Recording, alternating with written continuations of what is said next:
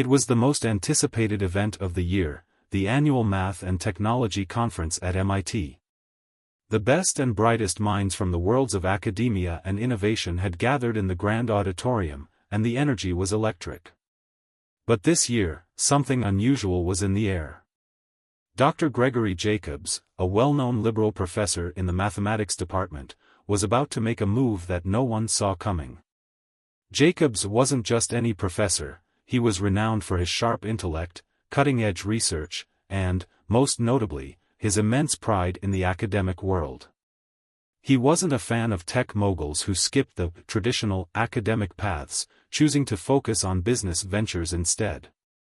His thoughts were clear: business was fine, but real intellectual pursuits, those happened in the classroom, in the ivory towers of higher education.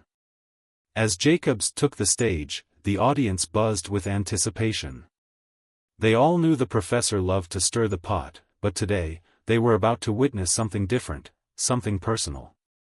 "Ladies and gentlemen," Dr. Jacobs began, his voice booming across the auditorium, "we have a very special guest here today. A man who's revolutionized space travel, electric cars, and even social media. But tell me, does Mr. Musk really understand the intricacies of mathematics? I wonder if his business ventures in Silicon Valley have left him too distracted from the real world of calculus." The audience chuckled, many of them familiar with the professor's unapologetic approach to intellectual superiority. But they couldn't deny the drama of the moment. The thought of a celebrity entrepreneur being publicly called out by a respected academic was too juicy to ignore. "And so, I propose a challenge," Jacobs continued, a mischievous smile tugging at the corners of his lips. "Mr. Musk, I'm sure you've made a fortune from building rockets and electric cars, but let's see if you can handle a real mathematical challenge. Right here, right now, in front of all of us. I'll present you with the toughest problems from my advanced calculus course, and we'll see just how well you really know your stuff." Musk had been standing at the back of the room, quietly listening to Jacobs' speech. He wasn't fazed; after all, he was used to being the target of public jabs. But there was something about Jacobs' tone that made him smile, a quiet glint of amusement in his eyes. The room waited, hanging on to every word. Without a beat, Musk stepped forward, his calm demeanor a stark contrast to Jacobs' fiery confidence. "I'm up for it," Musk said simply, taking the microphone from Jacobs. "Pick your problems." "I'm ready." A wave of whispers rippled through the crowd. The challenge had been accepted. "Let's make it interesting," Musk continued, his voice steady. "You choose the problems. I'll do my best. May the best person win." For a moment, the room fell silent. The tension was palpable. This wasn't just a simple academic contest. This was a clash of worlds. On one side, you had a man who had changed the world through technology and business. On the other, a professor who had spent his life dissecting formulas and theories. And now, they were about to collide. Dr. Jacobs cleared his throat, trying to mask his surprise, and turned to the board, scribbling the first equation with swift strokes of the chalk. His confidence was unshaken, though the spark of doubt lingered at the back of his mind. After all, no one had ever publicly challenged him in quite this way. He had prepared for this moment, and now, he was going to prove that raw academic knowledge trumped everything else. The audience leaned in, eager to see what would unfold. Jacobs began with a relatively simple problem, something he believed Musk would struggle with. It was a complex differential equation, the kind that students in the most advanced calculus courses would have to sweat over. But as Musk stood up to the board, his hands steady and his expression focused, a murmur of surprise rippled through the crowd. He didn't hesitate. He solved the equation quickly, almost effortlessly, and moved to the next one. Jacobs blinked, his eyebrows furrowing as he watched Musk work through the problems with ease. This wasn't what he had expected. The audience was watching closely now, and it was clear, they weren't just witnessing a math competition, they were witnessing a battle of egos, and Jacobs was beginning to realize that this was no ordinary challenge. Still, he wasn't ready to admit defeat. He presented the next equation, something more complicated, something Musk would have to work hard to crack. But once again, Musk didn't falter. He scribbled down his answer with surprising speed and precision. Dr. Jacobs' frustration grew, but he forced a smile. His confidence hadn't vanished, but there was now a lingering question in his mind: how had Musk gotten so good at this? What Jacobs didn't realize yet was that he had underestimated Musk's quiet genius. He was about to find out just how wrong he was. As the competition continued, it was clear, this wasn't just a test of mathematics. It was a test of pride, perception, and the unexpected ways in which genius could manifest. And as Musk turned to face Jacobs with a calm smile, the professor had no idea that he was about to experience the biggest academic shock of his life. The audience was buzzing now. Whispers of admiration for Musk's calm confidence were spreading like wildfire. Dr. Jacobs, trying to maintain his composure, glanced at the next problem he had written on the board. This one would definitely challenge Musk, he thought. It was a multi-step problem involving advanced integrals and differential equations, the kind that had once sent even his brightest students into panic. The professor knew this would be his chance to show everyone that, despite Musk's technical achievements, real academic knowledge was far superior. "All right, Mr. Musk," Jacobs said, his voice growing more authoritative as he turned to face the crowd. "This next problem will really test your mettle. Let's see if you can handle the complexity of these equations." The audience fell silent in anticipation, sensing the tension building. Jacobs was about to throw everything he had at Musk. Musk nodded and took a few steps forward, his eyes scanning the problem on the board. It wasn't long before he grabbed the chalk, his hands steady and assured, as if he had been solving these kinds of problems his entire life. Jacobs watched closely, his eyes narrowing as Musk quickly set to work. The crowd leaned forward, holding their breath. But as the minutes ticked by, Jacobs' mind began to race. Musk wasn't just solving the equations. He was tearing through them, tracing the paths of integrals with an almost effortless grace. The professor's pride, his belief that academia was the true measure of intellectual power, was beginning to falter.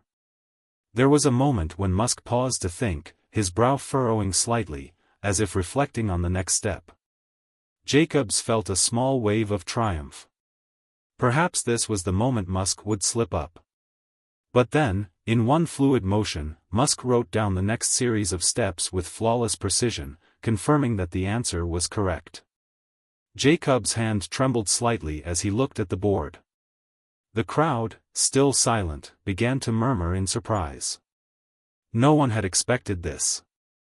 Musk wasn't just answering the questions, he was doing so with a speed and clarity that was unsettling. Jacobs had underestimated him, no, he had outright dismissed him.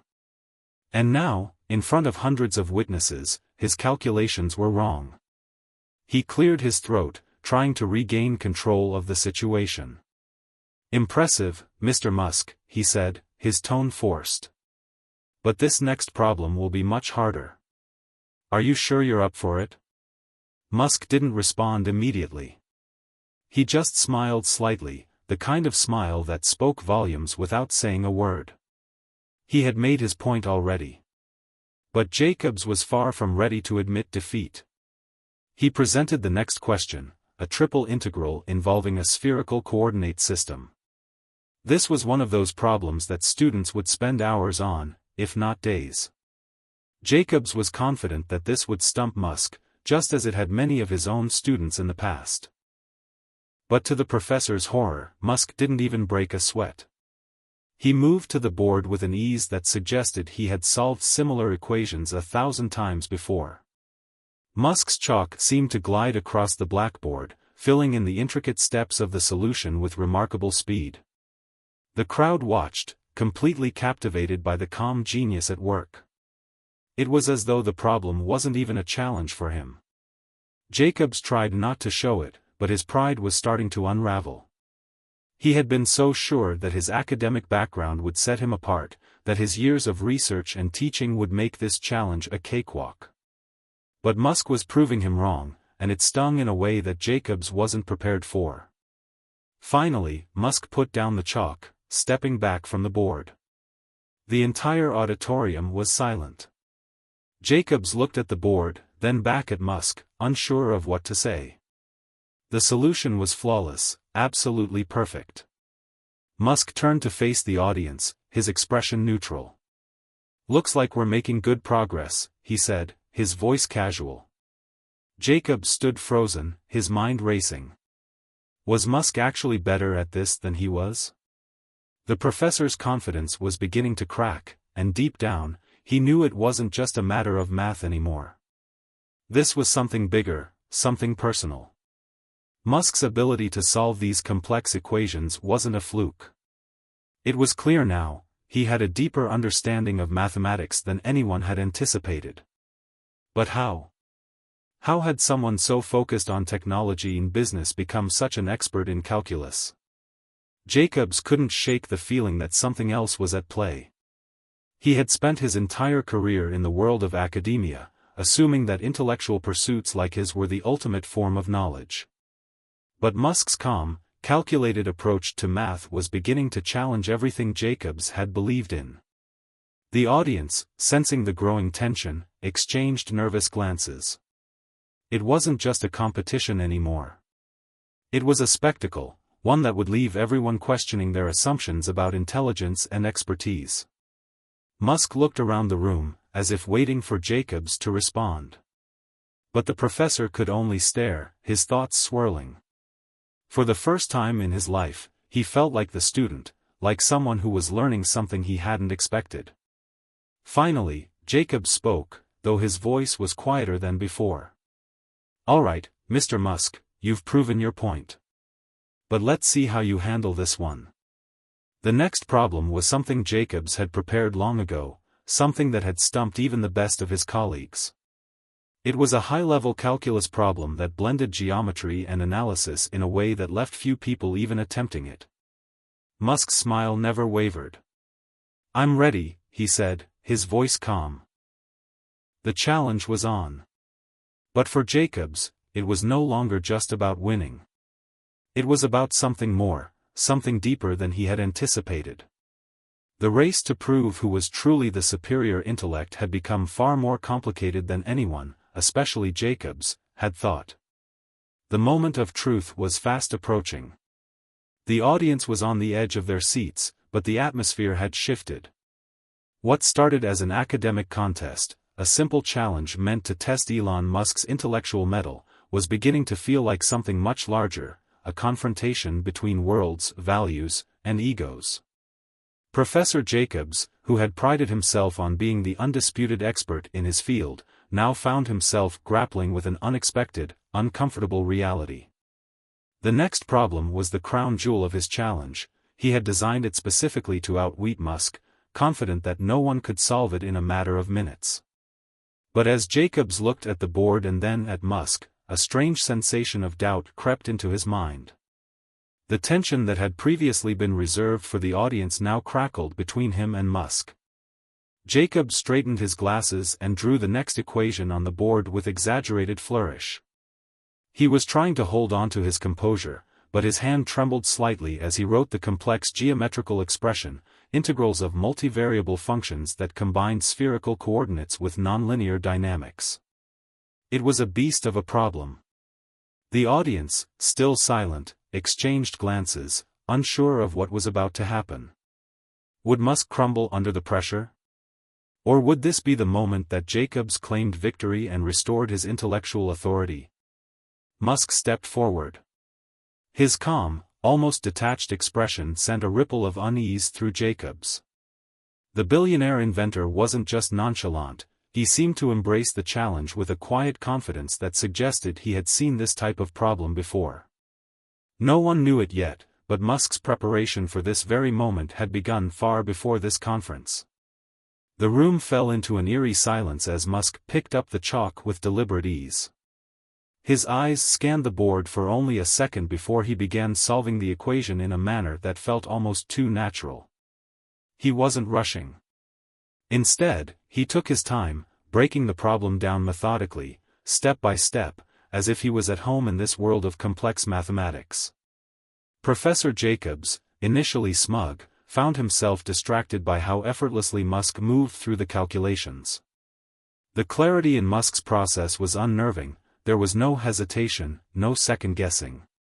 Just pure mathematical fluency. As Musk filled the board with neat, interconnected steps, Jacobs' mind raced.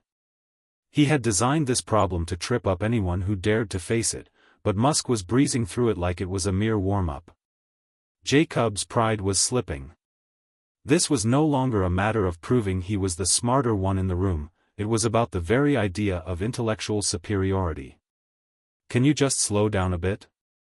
Jacobs found himself saying, trying to regain control of the situation. His voice sounded shaky, something that didn't go unnoticed by the crowd. Musk didn't respond. He simply continued, confident and composed, his penmanship flawless as he worked his way through the entire solution. With every stroke of the chalk, the crowd's sense of awe grew. They were witnessing something extraordinary, and it wasn't just the math that impressed them, it was the calm brilliance with which Musk was tackling it. Finally, with one last flourish, Musk completed the problem. He stepped back and turned to face the audience, his expression serene but knowing. "There you go," he said simply. "Next." The entire auditorium was silent.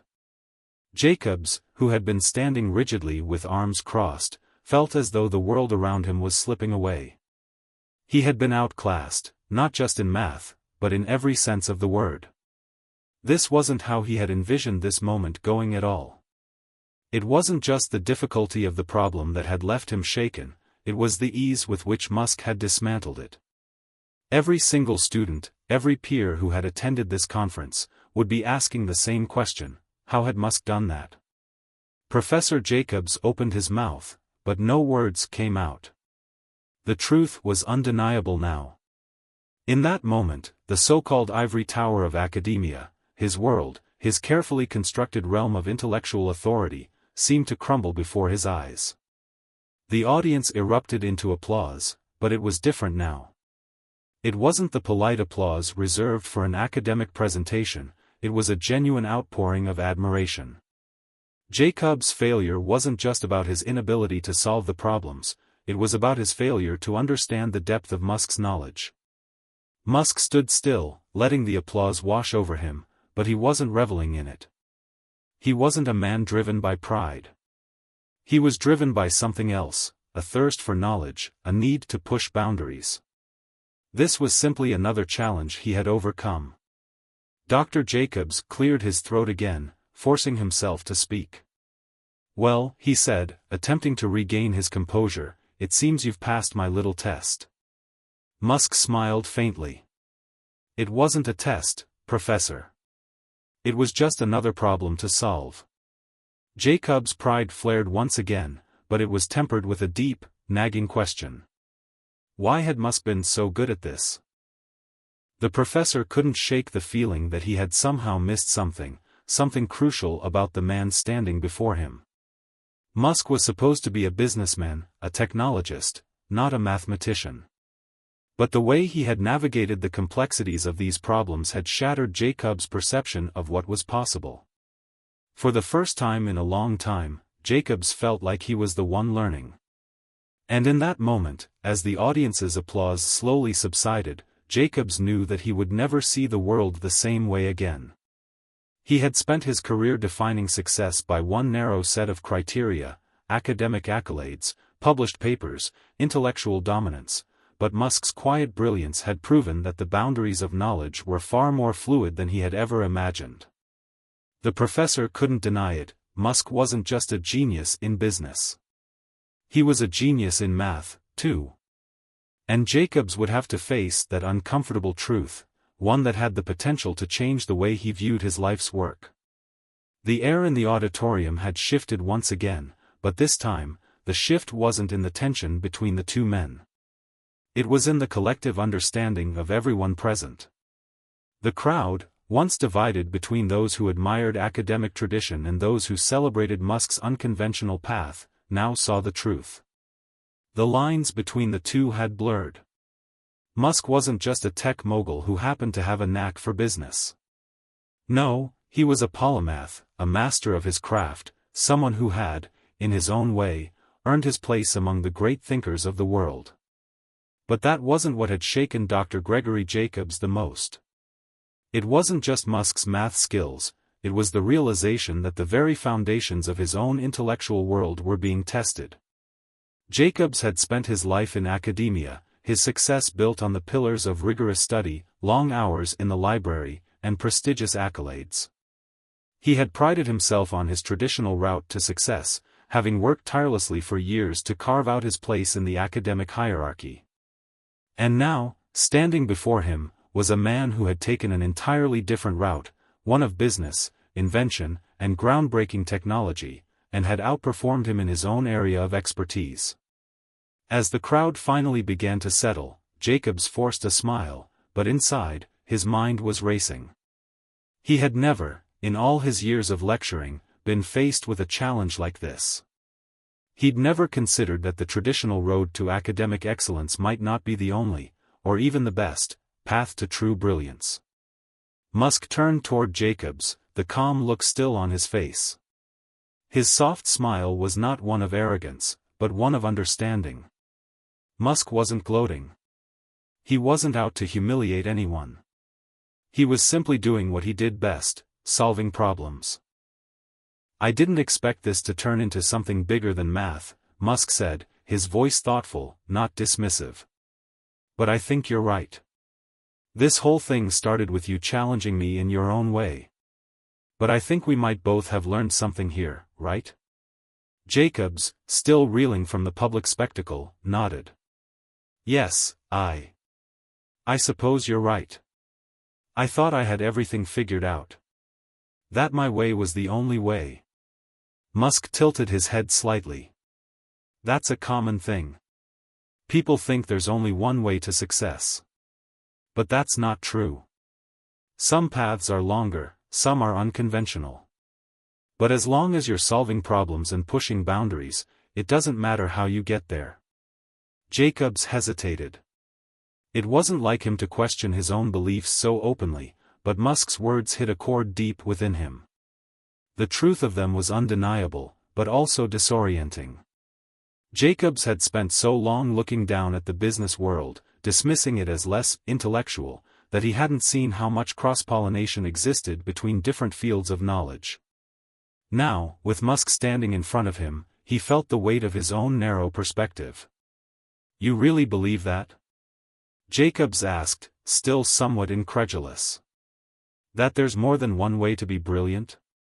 "I don't just believe it," Musk said, his gaze unwavering. "I live it every day. I didn't become who I am by following the rules.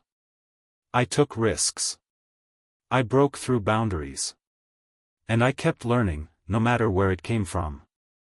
Jacobs was silent for a moment, staring at Musk. The skepticism he had once felt for this man, who he had dismissed as a businessman, a tech mogul, a guy who had made his money off of innovation and not math, was quickly evaporating. What was more, Musk wasn't just a genius of math and business, he was a genius of perspective. The very thing that Jacobs had spent his life defending, academic structure, precision, and tradition, was now being questioned by a man who didn't just sit behind a desk and solve problems. Musk lived and breathed the very things Jacobs had thought were exclusive to the world of academia. He had found ways to make his thinking dynamic, to merge fields, to apply knowledge in ways Jacobs had never considered. "I'll admit it," Jacobs said, his voice quieter now. "I underestimated you. I thought I had you pegged. But I've realized something today. I was wrong." Musk nodded, his expression calm but thoughtful. "We all make mistakes. But that's part of the process, isn't it? Learning from them. Adjusting. Moving forward." The professor let out a breath he hadn't realized he was holding. There was no shame in admitting he had been wrong, no shame in learning, no matter how old or accomplished you were. It was something he hadn't fully grasped until now. "Well, I guess this is a new chapter for me," Jacob said, a slight chuckle escaping his lips. "Maybe it's time to broaden my view, to look beyond just the ivory tower." Musk smiled again, the glint of recognition in his eyes. "That's the spirit." The professor's heart lightened. For the first time in a long time, he felt a sense of possibility. He had always believed that academia was the pinnacle of knowledge, the highest place where true intellect resided. But now, thanks to Musk, he saw that there was more to it than that.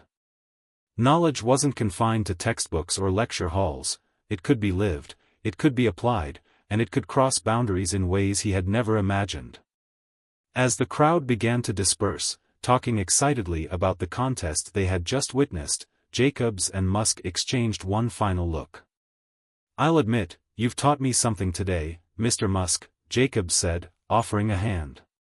Musk shook it firmly, his smile genuine. "We're all students, Professor. Always learning. Always evolving." And with that, the two men parted ways, their paths having crossed in a way neither could have anticipated.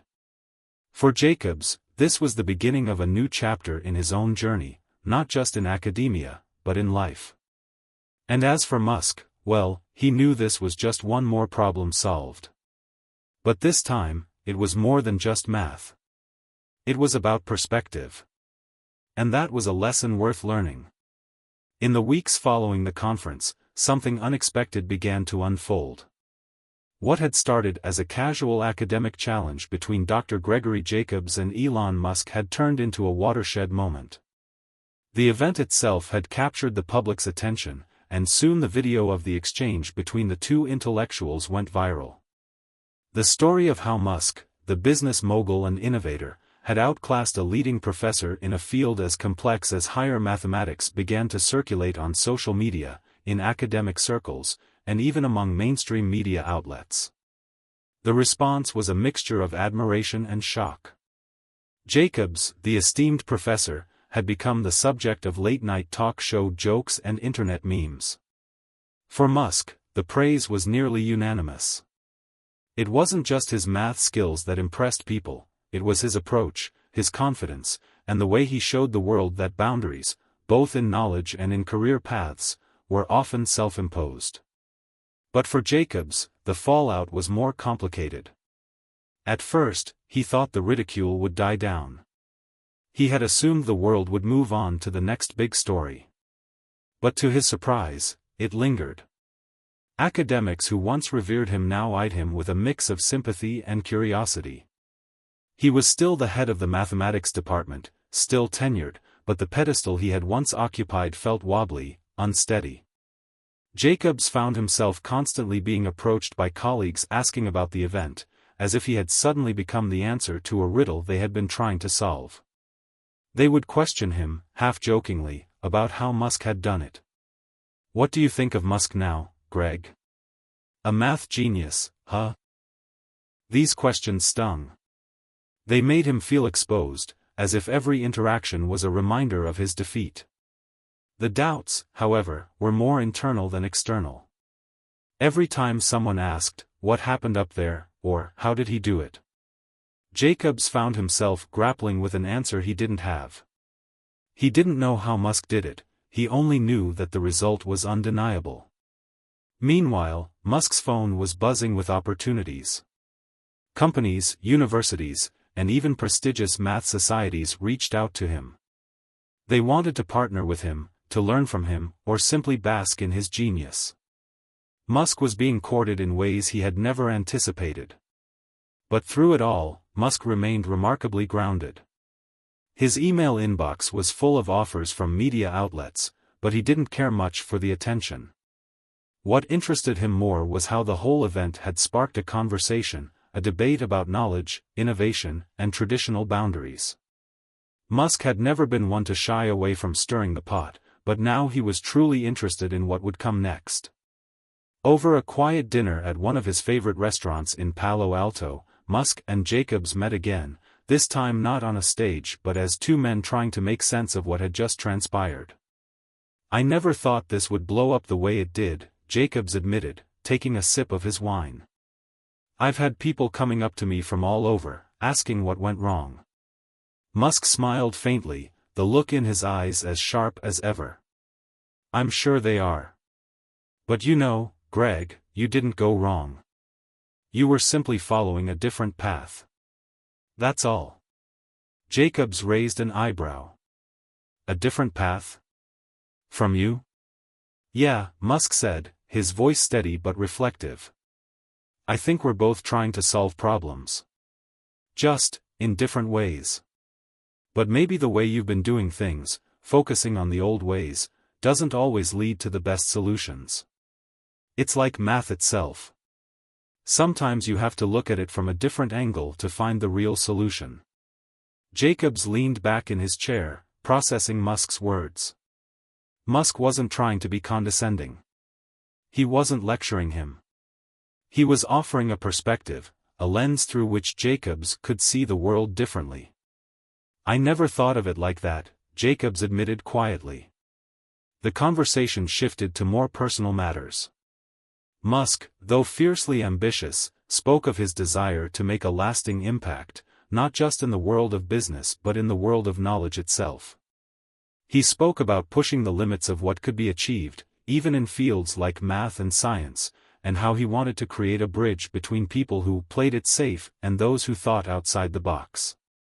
"I want to break down the barriers," Musk said, his voice growing passionate. "The ones that limit innovation. The ones that make us think there's only one way to do things." Jacobs was silent for a moment, reflecting on what Musk had just said. He thought about his own life, how his career had been built on adhering to the rigid structures of academia, and how those structures had been comfortable, even comforting. But in the back of his mind, a small, but insistent voice began to whisper. What if those structures weren't the answer anymore? What if the boundaries I've put around myself are limiting me? The question lingered with him, following him back to his office that night. His desk, which had always been a symbol of stability and control, now felt stifling. The papers stacked neatly in front of him felt like walls closing in. The world was changing rapidly, and he had just witnessed firsthand that the ways of the past weren't the only ways forward. The days following that dinner, Jacobs began to rethink everything. He started reading books about entrepreneurship, innovation, and unconventional paths to success. He reached out to several of his colleagues who had worked with Musk or in similar fields, hoping to gain insight into how Musk had made the leap from businessman to polymath. But something else happened, something Jacobs hadn't expected. He started applying some of the lessons he was learning to his own work. For the first time in years, he stopped focusing solely on his research for publication. Instead, he began to experiment, to ask questions that didn't have immediate answers. He started engaging with students in new ways, encouraging them to think about their work in less traditional manners.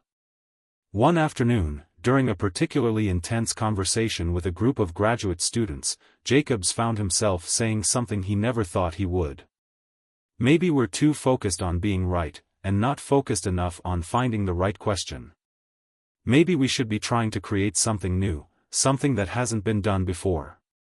The room fell silent as the students processed his words. For Jacobs, it was a revelation. He was no longer just an educator telling students what was right.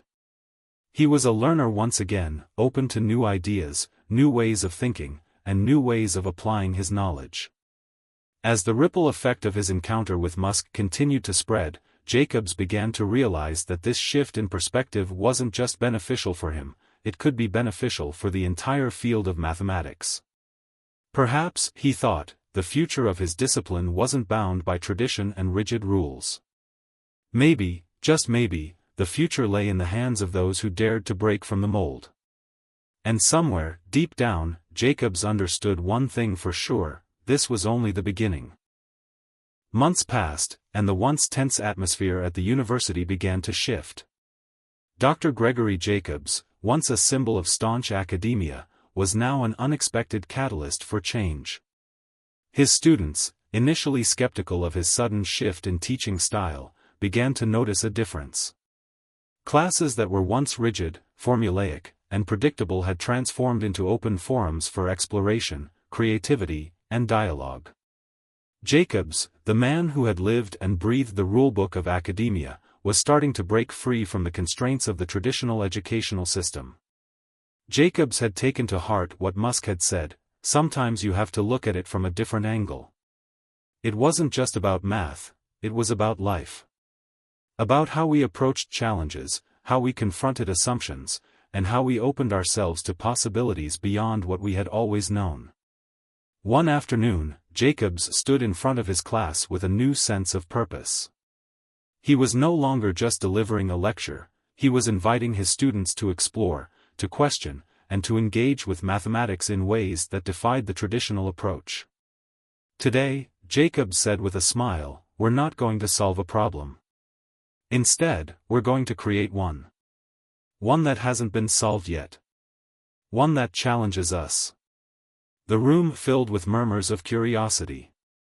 For many students, this was new. For some, it was a bit intimidating. But for Jacobs, this was the next step in his journey, the journey that had begun that fateful day with Elon Musk. He had decided to push the boundaries of his own knowledge and, in turn, encourage his students to do the same. They weren't going to focus solely on finding solutions, they were going to learn to ask the right questions. To embrace ambiguity. To test their own assumptions.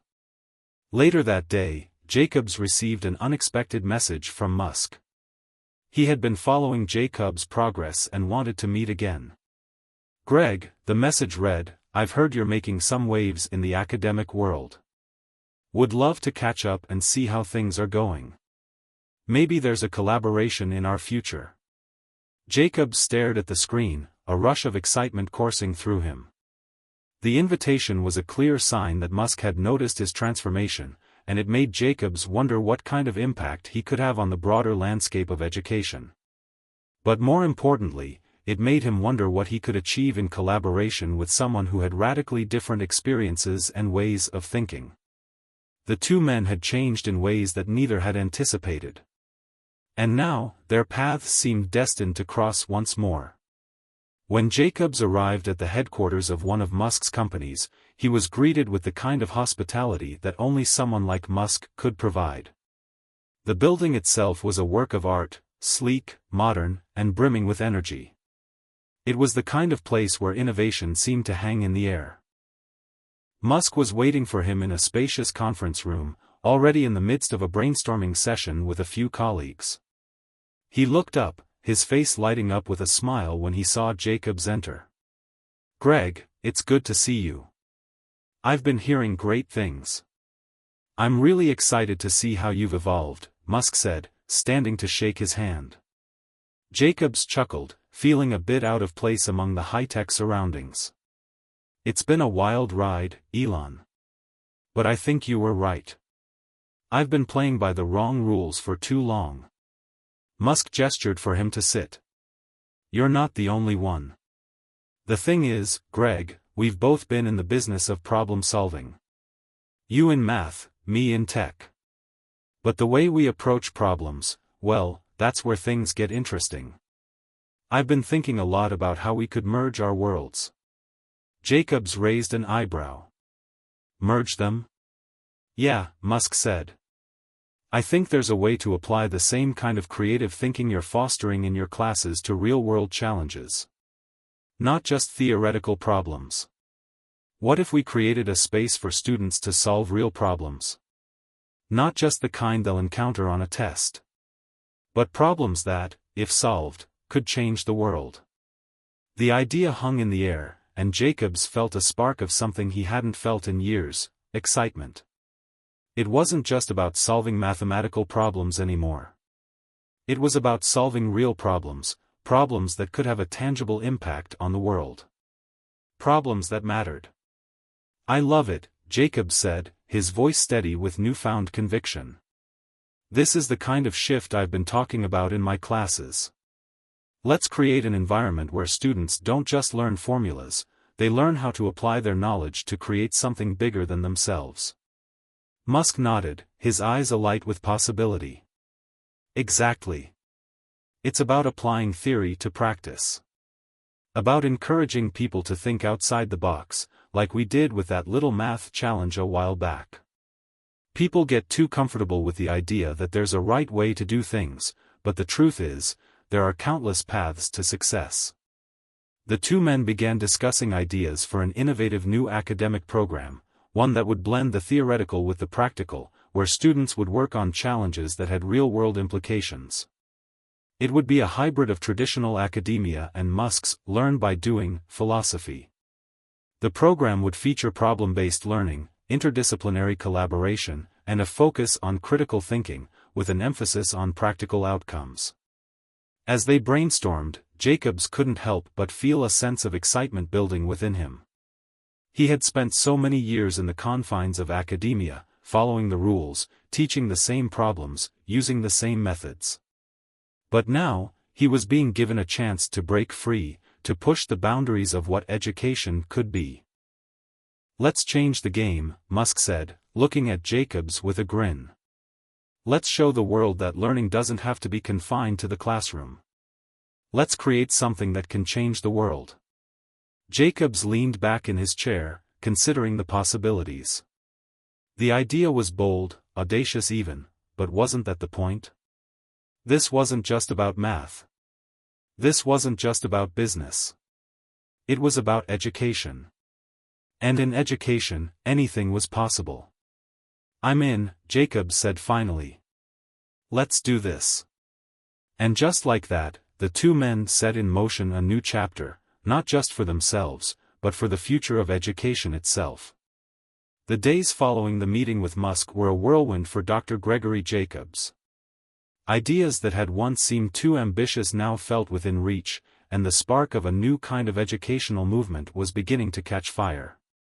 The concept Musk and Jacobs had discussed, an educational model that blended rigorous theoretical learning with real-world, problem-solving applications, was taking shape. They were calling it innovative learning through real-world problem-solving. The idea was simple but revolutionary. Students would tackle pressing global issues, like climate change, healthcare, and technological ethics, through interdisciplinary collaboration, using the very theories they studied in class to find practical solutions. It wasn't just about making math or science interesting anymore, it was about showing students how their knowledge could change the world. It was about teaching them to think critically, to question assumptions, and to challenge the status quo. But turning this idea into reality wasn't easy. The educational establishment, with its deeply ingrained traditions and resistance to change, didn't exactly embrace the concept at first. Jacobs had been with the university for decades, and though he had earned respect as a brilliant mathematician and a dedicated teacher, there were still many in the faculty who doubted his new approach. They questioned how it would fit into the rigid structure of academia. They wondered if it would even work. Jacobs found himself standing at a crossroads. The challenge wasn't just about teaching his students to think differently, it was about convincing his colleagues, people who had built their careers on traditional educational methods, that this new path was not only possible, but necessary. At a faculty meeting one afternoon, Jacobs stood in front of a room full of skeptical professors. His palms were sweaty, and his heart was racing. He had prepared for this moment, but the weight of what he was asking them to embrace felt heavy. "Let's be honest," Jacobs began, his voice steady but earnest. "The world is changing faster than we can keep up with. Technology is advancing. Global challenges are growing. And yet, we're still teaching our students the same way we did decades ago. This new program, innovative learning through real-world problem-solving, isn't just about math or science. It's about teaching our students to think differently. To approach problems creatively. To make a real impact." The room was silent as Jacobs spoke. He could feel the tension in the air as his colleagues exchanged glances. He wasn't asking them to abandon their principles, but to evolve. To acknowledge that the world outside their classrooms was demanding new ways of thinking. I know this is unconventional, Jacobs continued. I know it's risky. But isn't that what we're supposed to be doing as educators? Pushing boundaries? Encouraging our students to explore the unknown? To solve problems that matter? Finally, one of the senior professors, Dr. Michael Thompson, spoke up. I understand what you're trying to do, Greg. But I'm not sure this is the right approach. You're asking us to completely change the way we've always taught. How do you even know this will work? Jacobs took a deep breath, trying to remain calm. He had expected this kind of pushback. I don't know it will work. But what I do know is that we can't keep doing things the way we've always done them. Our students are leaving here with degrees, but are they leaving with the skills they need to solve the problems of tomorrow? We're not just preparing them for jobs, we're preparing them to shape the future. And if we don't adapt, we'll be left behind. There was a long pause. Jacobs could sense the unease in the room, but also something else, curiosity. A small seed of doubt had been planted in the minds of his colleagues. They might not have agreed with him yet, but they were listening. I'm not asking you to abandon your principles, Jacobs concluded. I'm asking you to join me in creating something that could change the way we teach, the way we learn, and the way we approach the world's most urgent problems. It was a gamble, but as the meeting drew to a close, Jacobs couldn't help but feel a glimmer of hope. Some of the professors weren't convinced, but others were intrigued. The conversation wasn't over yet. In the following weeks, Jacobs and Musk began to collaborate more closely, turning their shared vision into a concrete plan. They worked with educational experts, business leaders, and even government officials, refining the curriculum and gathering support. They held meetings with influential figures in the academic world, including university deans and thought leaders in the field of education. They wanted to prove that their model wasn't just a dream, it was a solution. Musk, ever the disruptor, used his influence to bring attention to the initiative. He spoke about it during interviews and at conferences, urging others to join the movement. He didn't care about accolades, he cared about creating change. The more he talked about the program, the more people began to listen. And then, just when it seemed like the program was gaining momentum, something unexpected happened. An anonymous donor approached Jacobs and Musk, offering to fund the project in its entirety. The catch? The donor was looking for a new kind of educational institution, one that didn't adhere to the traditional constraints of academia. It had to be flexible, innovative, and focused on solving real-world problems. The offer was too good to pass up, but it raised a million questions. Who was the donor? What were their motivations? And, most importantly, could they truly create the kind of institution they envisioned without compromising their ideals? Jacobs, ever the academic, was cautious. We don't know who this donor is, Elon, he said, as they sat together in Musk's office, reviewing the proposal. What if their motives aren't aligned with ours? What if they want to control the direction of the program? Musk leaned back in his chair, a slight grin on his face. I get it, Greg. But sometimes you have to take risks. We're doing something bigger here. And sometimes, the right opportunity comes from the most unexpected places. Let's meet with them and see what they want. After a tense few days of uncertainty, Jacobs and Musk arranged a meeting with the mysterious donor.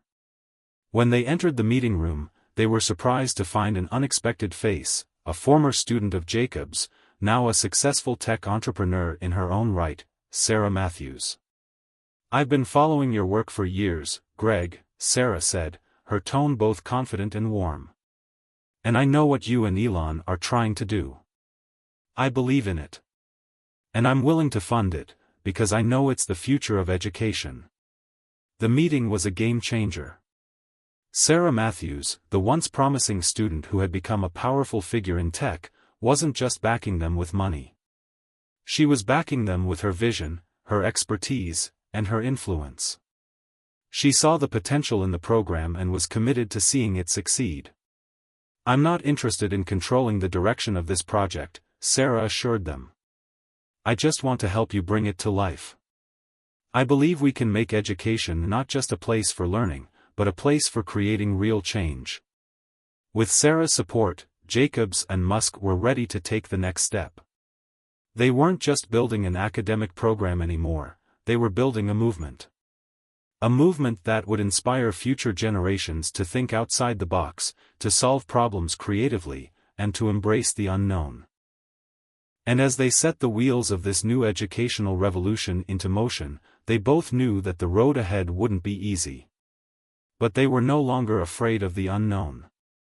They were ready to shape the future, one problem at a time.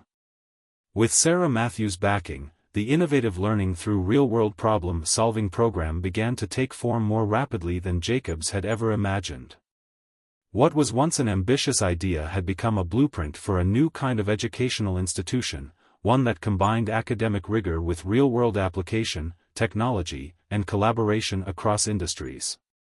They had attracted some of the brightest minds in education, technology, and business to help them shape their vision. The momentum was palpable, and it was only a matter of time before their program became a reality. The first few months were full of excitement, planning, and occasional setbacks. Jacobs found himself in numerous meetings with administrators, professors, tech experts, and entrepreneurs, each contributing their expertise to help bring the vision to life. They discussed how to merge the flexibility of online learning with the hands-on experience that would truly challenge students, and how to build a curriculum that encouraged critical thinking, innovation, and problem-solving. Musk, as always, was thinking beyond the ordinary. He had suggested that their program be more than just a place for learning, he wanted it to be an incubator for change. He envisioned an environment where students could directly engage with real-world challenges, whether it was solving environmental issues through advanced engineering or creating tech-driven solutions for global healthcare. But despite all the progress, there were still many who doubted the program. The traditional educational system wasn't quick to embrace change. Many professors and deans still held on to the belief that academia was a sacred institution, best left untouched by the disruptive forces of technology and innovation. At the same time, there were critics outside the academic world as well. Some said that the idea of integrating industry problems into academia would lead to commercialization of education, turning it into a corporate-driven endeavor. Others worried that such a program might undermine the value of a traditional degree, as students would spend their time working on problems instead of studying foundational theories. Jacobs and Musk had heard the criticisms, but they had also seen the incredible potential of the program. They knew that their vision was bigger than any skepticism, and they were willing to face whatever challenges came their way. They were focused on the ultimate goal, creating a new generation of thinkers who would be prepared to tackle the world's toughest problems head-on. As the program began to take shape, it wasn't just the faculty and students who noticed the changes, it was the world at large. News outlets began to cover the revolutionary program, and industry leaders took note. Social media was buzzing with discussions about the potential of this new approach to education, and soon, applications began pouring in. Bright young minds from across the globe were eager to be part of something different, something that could make a real difference in the world. But amid all the excitement, Jacobs and Musk had to address a more immediate concern: how to get the first cohort of students off the ground. They were determined to ensure that the program wasn't just another theoretical endeavor, it had to work, and it had to make an impact from day one. That's when they decided to focus on the first major project, tackling climate change. They reached out to environmental organizations, government agencies, and private companies to create a massive, multidisciplinary challenge that would require students to come together and develop innovative solutions. The program would combine cutting-edge technology with practical solutions to real environmental problems. The students would have to address issues such as reducing carbon emissions, designing sustainable energy solutions, and creating new systems for waste management. The goal wasn't just to learn about climate change, it was to develop real-world solutions that could be implemented at a large scale. In the weeks leading up to the first project, Jacobs had a moment of reflection. He stood in his office, looking at the plans on his desk, and realized how far he had come. Just a few months ago, he had been teaching traditional calculus and struggling to reconcile his passion for education with the limitations of the system. Now, he was on the verge of creating a program that could change the way people learned and thought about education. "Do you think we're really ready for this?" Jacobs asked Musk during one of their final prep meetings before the students arrived. Musk, always the optimist, grinned. "Ready? Who's ever truly ready for something big? We're about to disrupt an entire industry. And that's the point. If we were ready, we wouldn't be pushing the boundaries. But I know one thing, we've got the right people, the right ideas, and the right mindset. We can do this." The first cohort of students arrived, eager and wide-eyed, full of enthusiasm and excitement. They were a diverse group: engineers, scientists, business students, artists, all with one thing in common: they were determined to make a difference. They were ready to face the world's toughest challenges head-on and come up with innovative solutions. And for the first time in years, Jacobs felt a renewed sense of purpose.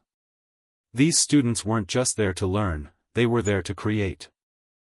The first few days were intense. The students were split into interdisciplinary teams, each tasked with solving a specific aspect of the climate change challenge. They had access to state-of-the-art technology, mentorship from industry leaders, and the support of a growing network of like-minded individuals.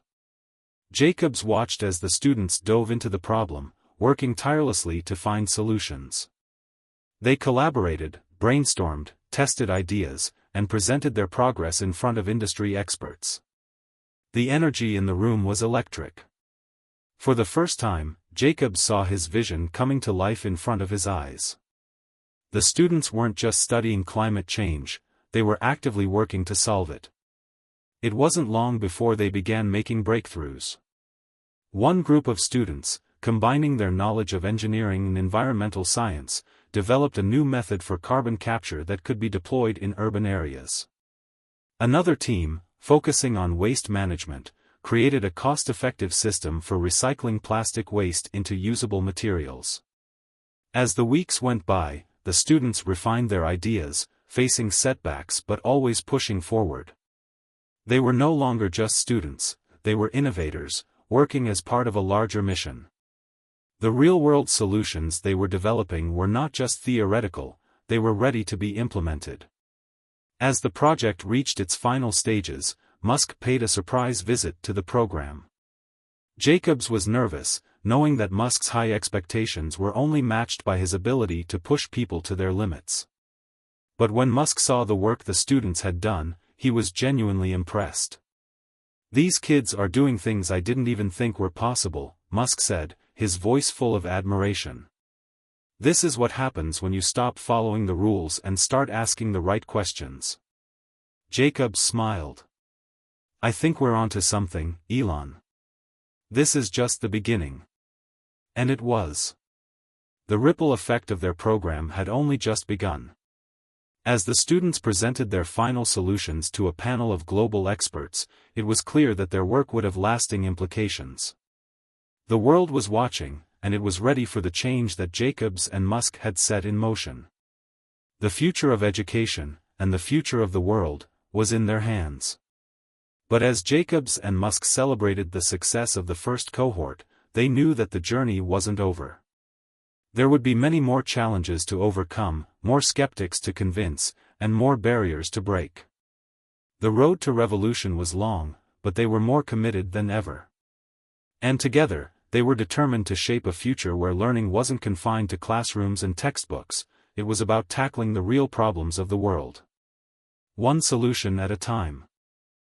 Months passed since the first cohort of students had successfully completed their groundbreaking project on climate change, and the impact of the innovative learning through real-world problem-solving program had begun to ripple far beyond the classroom.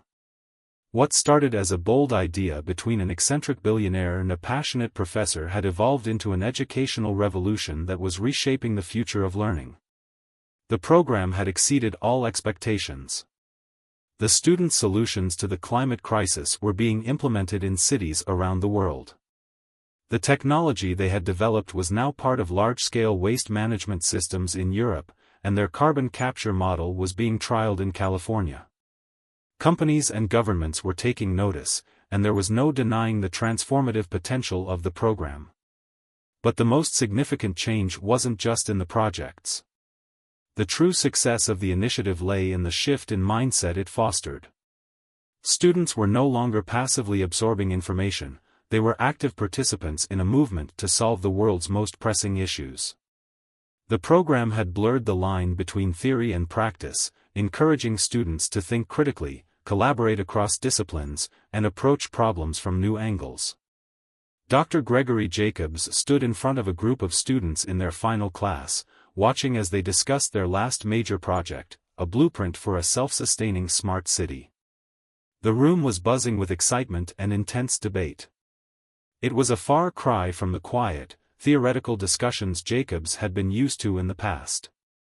Here, students argued passionately about how to merge sustainability with cutting-edge technology, how to balance innovation with human impact, and how to design systems that would not just work, but thrive. This is what education should be, Jacobs thought, a smile tugging at the corners of his mouth. This is what I've always wanted it to be. He had seen his own transformation throughout the journey. At first, he had been skeptical, unsure if this vision was even feasible. Could the academic world truly embrace such a radical departure from tradition? But now, as he observed these young minds actively shaping the future, Jacobs knew that he had been part of something far greater than he had ever imagined. Musk, as usual, had been busy with other ventures, SpaceX, Tesla, Neuralink, but he had always made time to support the program, often visiting the students and sharing his insights. He was more than just a backer, he was a catalyst for change. His influence had helped draw attention to the initiative, and his support had been crucial in making the program a success. The program had grown exponentially, attracting top talent from all corners of the world. Universities were now partnering with Jacobs and Musk, eager to adopt the same principles of learning through problem solving. What had once seemed like an impossible dream was now becoming a global movement in education. Yet, as Jacobs sat at his desk one afternoon, reflecting on everything that had transpired, he realized that the true impact of the program wasn't just in the projects or the media attention, it was in the students. It was the way their perspectives had shifted. They weren't just trying to get good grades or impress professors anymore. They were thinking bigger, aiming higher. They were imagining futures where they could solve the problems that most people had accepted as unsolvable. As Jacobs was lost in thought, Sarah Matthews entered his office. A wide grin spread across her face as she held up a stack of papers. "We've got some big news, Greg," she said, placing the papers in front of him. "We've just been awarded a major grant from the United Nations to scale the program internationally." Jacobs looked up, his eyes widening with surprise. "Are you serious? This is incredible." "I know." Sarah's enthusiasm was contagious. "This is a huge opportunity for us. We're talking about bringing this program to developing nations, providing students with the tools they need to solve problems in their own communities." The thought of expanding their program globally filled Jacobs with both excitement and apprehension. There were challenges to overcome, cultural differences, economic barriers, and the logistics of scaling an already ambitious initiative, but he knew that this was the next logical step. If the program could make such a difference in the United States, why not bring it to other countries, where the need for innovation and problem-solving was just as urgent, if not more so? "This is what we've been working for, Greg," Sarah continued. "It's not just about the program anymore. It's about creating a global movement of students who are empowered to create change. We're at the forefront of something huge." As the words sank in, Jacobs realized that this was the culmination of everything they had worked for. They weren't just changing education, they were changing the world. And it all started with a conversation between a liberal calculus professor and an unlikely ally. Later that evening, as Jacobs walked through the campus, he couldn't help but notice the energy in the air. Students were talking, laughing, and brainstorming. There was an undeniable buzz of excitement as they gathered in groups, working on their projects, discussing their ideas, and pushing each other to think beyond the conventional. It was no longer about simply imparting knowledge, it was about creating a space where knowledge could be used to shape the future. Jacobs realized that, in his quest to teach his students how to solve mathematical problems, he had inadvertently taught them something far more important: how to solve the problems of the world. He stopped for a moment to watch a group of students present their project to a panel of professors. The panelists were nodding in approval, and one of them leaned forward, asking a question that showed just how deeply the students had thought about the issue at hand. Jacobs smiled to himself. This was the change he had always dreamed of. Meanwhile, Musk's influence continued to grow, as he used his platform to advocate for a new kind of education, one that wasn't confined to the walls of a classroom but extended into the real world. He spoke at conferences, wrote articles, and made appearances on major news outlets, always stressing the importance of hands-on learning and interdisciplinary collaboration. In one of his interviews, he was asked, "What's next for the education revolution you've helped spark?" Musk smiled, his eyes glinting with the same intensity they always had when he spoke about the future. "This is just the beginning. We've laid the groundwork, but the real work is yet to come. The future of education is about breaking down barriers and making it accessible to everyone, everywhere. And that's exactly what we're going to do." As Jacobs and Musk looked toward the future, they knew that their work was far from over. But they had already accomplished something extraordinary. They had changed the way the world viewed education, and in doing so, they had sparked a global movement that would continue to evolve and grow for generations to come. And in the end, it wasn't about the accolades or the media coverage. It wasn't about proving the critics wrong or showing off their success. It was about one simple truth: education, when done right, could be a catalyst for real, lasting change. The legacy of their work would be felt for decades. The ripple effect had begun, and it would never stop. The world was, indeed, a different place, thanks to a professor, an entrepreneur, and a group of students who dared to dream big and change the world, one problem at a time.